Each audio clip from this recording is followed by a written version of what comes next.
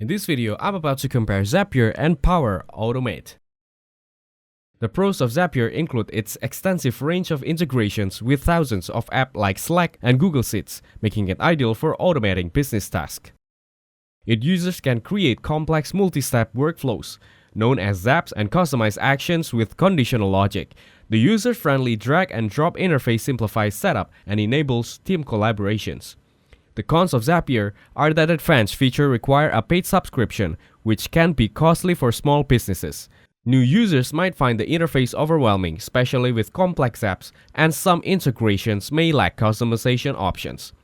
The pros of Power Automate include seamless integration with Microsoft products like Office 365 and SharePoint, benefiting organizations using Microsoft services. It offers a variety of templates for quick automation setup and support advanced features like AI and machine learning capabilities. The cons of Power Automate are that its free tier has limitations, and advanced features may require higher tier subscriptions. Its users not invested in Microsoft may find fewer integrations compared to Zapier, and there may be a learning curve for more complex features.